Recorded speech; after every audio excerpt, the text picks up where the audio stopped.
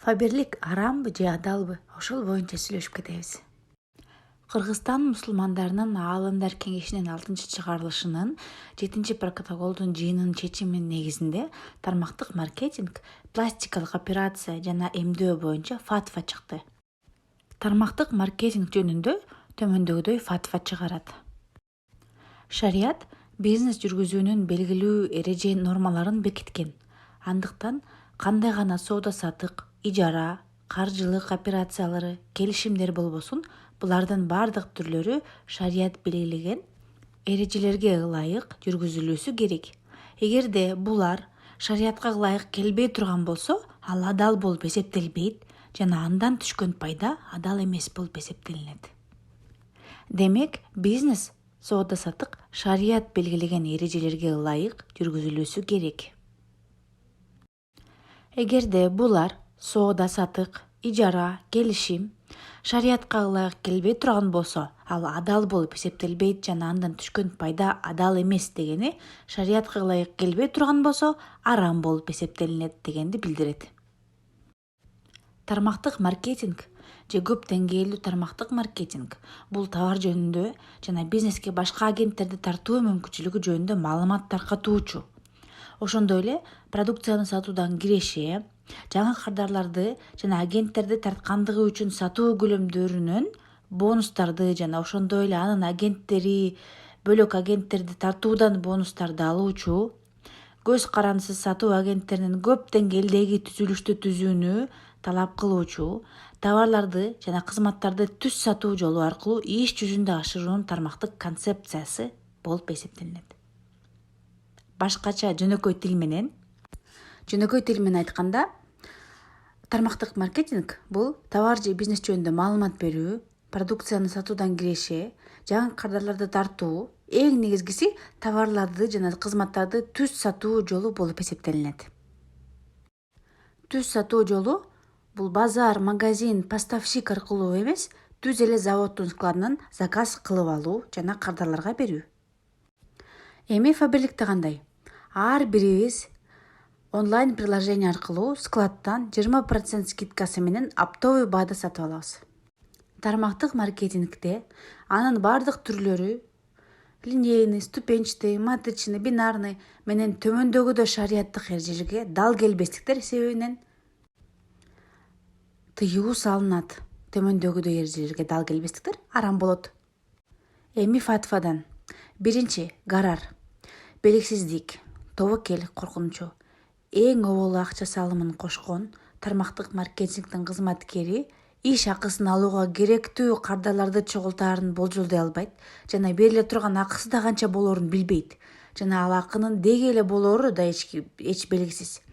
Агенттин керексиз товар үчүн же болбосо жаңы агенттерди тартуу мүмкүнчүлүгү жана киреше алуу үчүн берип койгон акчасын жоготуу сыяктуу тобокелчиликке дуушар болот. Бул гарар. Эми Фаберликти көрөлү. Биринчи, белгисиздик, тобокел коркунучу. Фаберликте тобокел жок. Экинчиси, бериле турган акысы да канча болоорун билбейт. Фаберликте маркетинг планы менен заранее эсептеп алсак болот, тыйынына чейин туура түшөт. Ал акынын деги болоору да эч белгисиз. Фаберлик акысын төлөп берип жатат. Ага далил миңдеген консультанттар бар. 1,5 миң сом, 1,5 миң балдык оборотко чейин товарга арзандатуу катары которот акыны, оборот ашканда келишимдин негизинде банктагы счетко которот. Айлыктар киреше официалдуу түрдө ИП ачып, банк аркылуу доход түшөт. Мени билгендер билет, бул канча жылдык эмгек. Ага чейин акчалар Фаберликте счетко түшөт. Дагы кийинкисин карайлык. Керексиз товарга берип койгон акчасын жоготуу тобокелчиликке дуушар болсо, анда бул арам. Фаберликте болсо 4 миңден ашык товардын арасынан биз өзүбүзгө керегин эле тандап алабыз жана баасы да арзан, чөнтөгкө ылайыктуу, аны базардан деле ошол эле баага алабыз. Көпчүлүк учурда кайра аптекаларда, базарларда биз алган товар кымбатыраак болуп калат. Фаберликке алуу арзаныраак жана дагы үстүнө белектерди да кошуп берет. Демек, Фаберлик гарар дегенге кирбейт. Товарлардын баасы эконом, орто, люкс болуп бөлүнөт. Ар кимиси чөнтөгүбүзгө, каалообузга жараша тандоо мүмкүнчүлүгүбүз бар. Мисалы үчүн, эконом класс, бул крем, бул орто баадагы жана кымбат сериялар бар.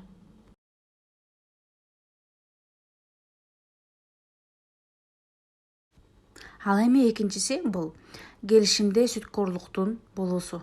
Андан да өткөнү сатуунун бул түрүндө сүткөрлүктүн эки түрү орун алган: акчага акча мөөнөтүн узартуу жана үстүнө кош берүү.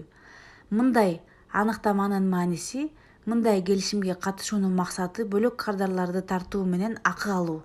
Катышуучу белгилүү сандагы кардарды тартканда жана компаниянын шарттарын аткарганда ал өзү салым катары кошкон акчадан азыраак же көбүрөөк акысын алат. Жөнөкөй тил менен экинчи эреже эмне дейт? Сүткөрлүк экиге бөлүнөт: акчага акча мөөнөтүн узартуу, үстүнө кош берүү. Фаберликке катталып алган товарыңызга төлөгөн акчаңыздын мөөнөтүн узартпайт жана үстүнө да акча кош бербейт. Сиздер онлайн магазинди колдонуп эле өзүңүзгө керектүү товар сатып аласыз. Фаберликке салым катары акча кошуунун кереги жок. Сиз Фаберликке бекер катталып онлайн магазиндин кардары болуп каласыз. Любой учурда, каалаган учуруңуздарда колдонбой чыгып кетсеңиз болот. Жөнөкөй тил менен айтканда, ар бир катышуучу келечекте киреше алуу үчүн кандайдыр бир сумманы төлөп берет. Ал эми товар деген болсо бул шылтоо. Мындай компания менен иштеп жаткан адамдын максаты соода эмес. Башкача айтканда, товар келишимдин формалдуу бөлүгү гана.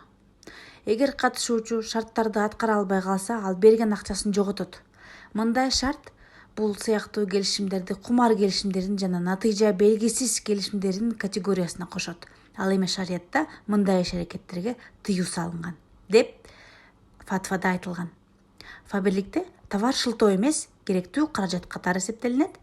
Кадимки магазинди, базарды Фаберликтеги сапаттуу товарларга алмаштыруу мүмкүнчүлүгүн түзүп берүү болуп эсептелинет. Иштеп жаткан адамдын максаты соода. Товар оборот жүргүзүү, онлайн магазиндештирүү, онлайн соода. Онлайн соц тармактар аркылуу товарды жана акцияларды жарнама жасоо. Азыркы учурда Wildberries, Озон жана Кытайдан заказ кылган аябай өркүндөп өсүп баратат.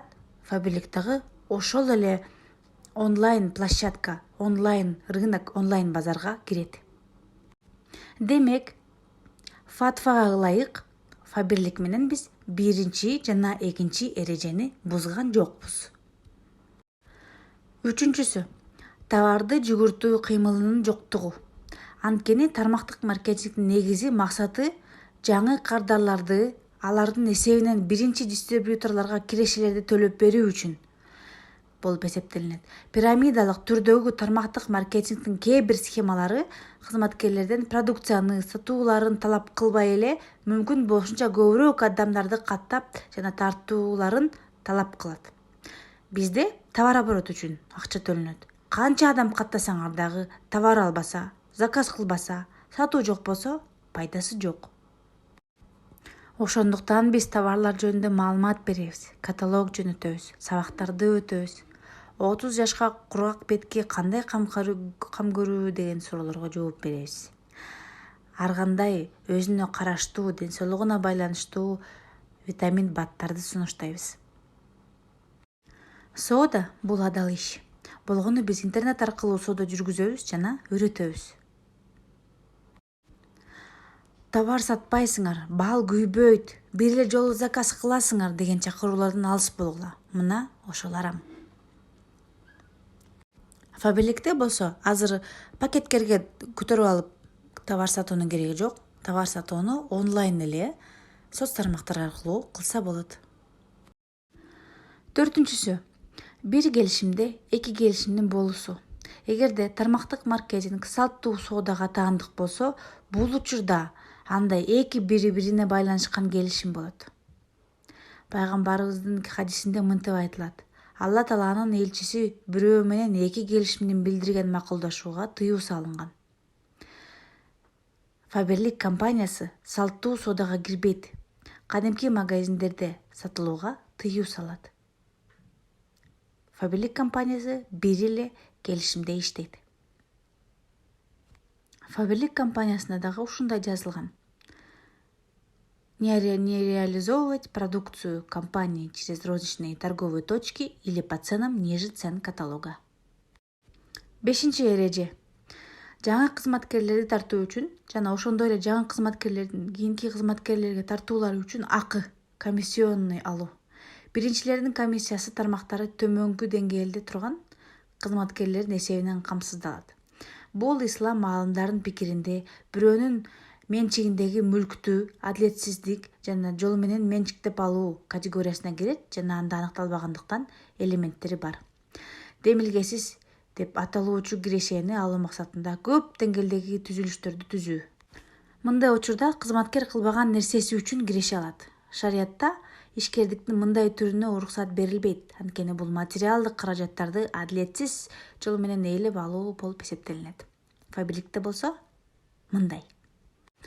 Компания даяр товар доставкасы менен болгон онлайн магазинди берип жатат. Кадимки магазинде эле компания өткөн товарларынан пайда көрөт, доход.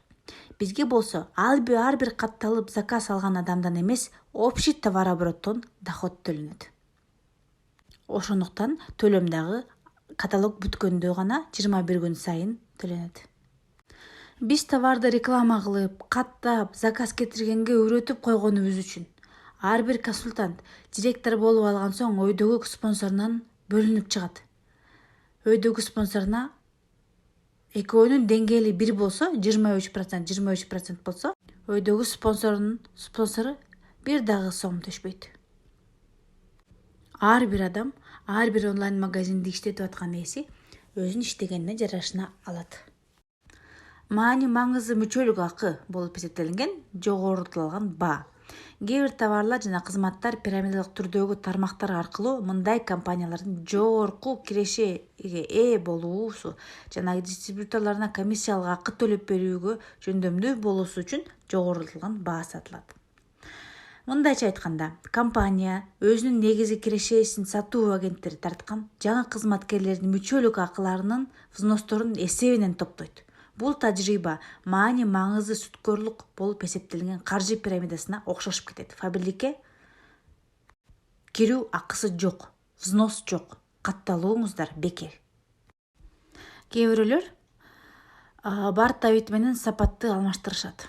Кээ бирөөгө албетте фаберликтин товарлары табитине туура келбей калышы мүмкүн, бирок сапатына келгенде фаберлик товарлары дайыма жогорку деңгээлде турат. Эл аларкы стандарттарга жооп берет жана товарларын, жаңы новинкаларын жаныбарлардан анализдеп, текшерүүлөрүн өткөрбөйт. Көп учурда пирамидалык түрдөгү тармактык маркетинг компанияларында сый акыларын кепилдеген сатуунун белгилүү көлөмүн бекитишет. Ты должен столько-то сделать депчи.